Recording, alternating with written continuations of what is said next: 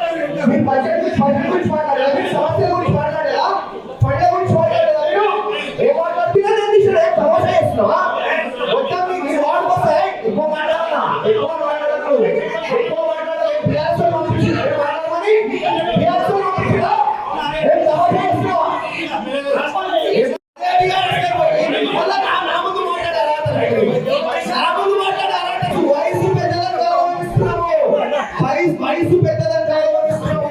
ఆ గౌరవం పెట్టుకోండి. పిచ్చి పిచ్చి పైసలు